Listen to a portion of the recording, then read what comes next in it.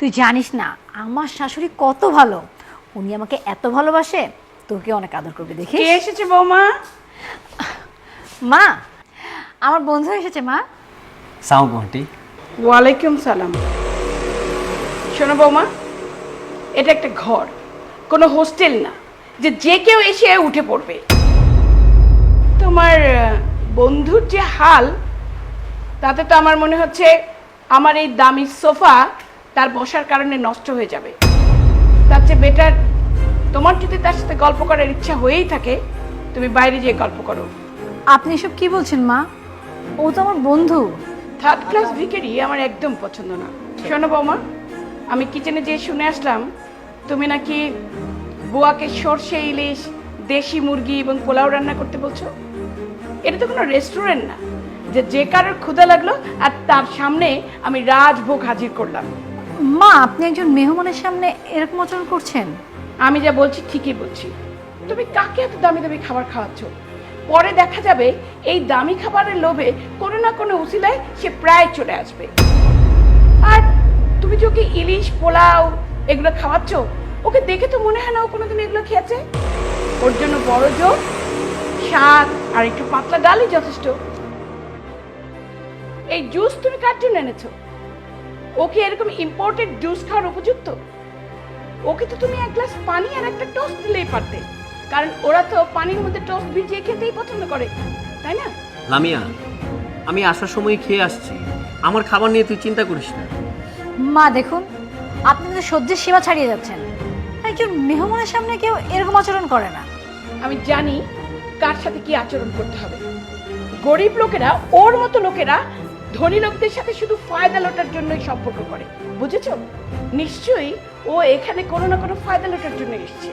Aunty, আমি শুধু লামিয়ার হাজবেন্ডের ফ্যাক্টরিতে আমাদের ফ্যাক্টরিতে একটা চাকরির জন্য এসেছে, তাই না? কোনো লেখাপড়া করেছে বলে তো মনে হয় না। ঠিক আছে, আমি আমার ছেলেকে বলে আমাদের ফ্যাক্টরিতে কোনো একটা শ্রমিকের কাজে তোমাকে লাগিয়ে দেবো। আন্টি, আপনি শুধু শুধু আমাকে ভুল বুঝতেছেন। আমি আসলে কোনো চাকরির জন্য আসিনি। আমি ও, চাকরির জন্য আসুনি? তাহলে নিশ্চয়ই কোনো টাকা পয়সা চাইতে এসছো। কোনো অসুবিধা নেই, আমরা প্রায় এরকম দান খয়রাত করে থাকি, তো তোমাকেও আমরা কিছু দিয়ে দেব। এসব কিছু না মা, ও আমার বেস্ট ফ্রেন্ড, তাই ও এখানে। শোনো বৌমা, এই ছেলের সাথে কখনো আমাদের স্ট্যাটাস মিলবে না। তোমার স্ট্যাটাস দেখো আর ওর। অনেক হয়েছে মা, মানছি আনস্মার্ট, দেখতে অসুন্দর, কিন্তু আসল ঘটনা কি জানেন? ও ভোক্তা অধিদপ্তরের ইন্সপেক্টর। কি? ভোক্তা অধিদপ্তরের ইন্সপেক্টর? আন্টি, গত সপ্তাহে আমার কাছে একটা ফ্যাক্টরির ব্যাপারে কমপ্লেন আসে যে সেই ফ্যাক্টরি নাকি খাদ্যে ভেজাল মেশায়। আর দেখেন, কাকতালীয়ভাবে সেই ফ্যাক্টরির মালিক নাকি আমাদের লামিয়ার হাজবেন্ড। তাই আমি ভাবলাম যে আমি কোনো অ্যাকশনে যাওয়ার আগে যদি একবার আপনাদের সাথে আমি কথা বলি, আর যদি লামিয়ার হাজবেন্ড এই কাজ করেও থাকে, সে যাতে ভবিষ্যতে আর এই কাজটা না করে। আর এই জন্যই আমি আপনাদের বাসায় আসলাম।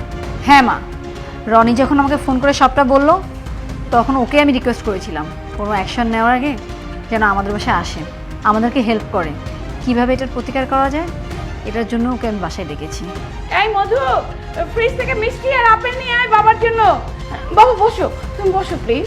সেটার আর দরকার হবে না আন্টি, কারণ আপনি মানুষের স্ট্যাটাস দেখে তার বিচার করেন। হ্যাঁ, আমি খুব নর্মালভাবে চলাফেরা করি। আজকে আপনি আমার পোশাক আশাক দেখে তোমার স্ট্যাটাসটা বুঝিয়ে দিলেন, ঠিক একইভাবে আমিও আপনাকে আপনার স্ট্যাটাসটা বুঝিয়ে দেব। বন্ধু, আমি এখন আসি রে। বাবা তুমি যেও না, বাবা ওকে ফিরাও। বাবা, আমার ভুল হয়ে গেছে বাবা, তুমি যেও না। আমি আসলে বুঝতে পারি নাই তুমি যে ভোক্তা অধিদপ্তরের একজন ইন্সপেক্টর, আমি বুঝতে পারিনি বাবা। মা, তুমি ওকে বোঝাও। রনি, তোর যেটা ভালো মনে হয় সেটাই কর, কারণ আজ তুই আমার উপকার করতে এসে এত বড় অপমানিত হলি। তুমি তুমি এটা কি করছো বৌমা? আমাদের কোম্পানির বদনাম হয়ে গেলে তো আমাদের পথে বসতে হবে, তখন এই বিলাসী জীবন আর থাকবে না। আচ্ছা, তোমার স্বামীর জন্য তোমার এতটুকু চিন্তা হয় না? চিন্তা হয় বলেই আমি ওকে খবর দিয়েছিলাম যেন ও আমাদেরকে বাঁচাতে পারে, কিন্তু আপনি তো ওকে অপমান করে সে মর্যাদাটুকুও রাখলেন না। শোনেন আন্টি, আপনি আমার স্ট্যাটাস নিয়ে কথা বললেন না? আপনার কোম্পানি যদি এই কর্মকাণ্ডের সাথে একটু জড়িত থাকে, তাহলে আপনার কোম্পানির রক্ষা নেই। আমার একটা স্বাক্ষরে আপনার কোম্পানির পথে বসা কেউ আটকাতে পারবে না।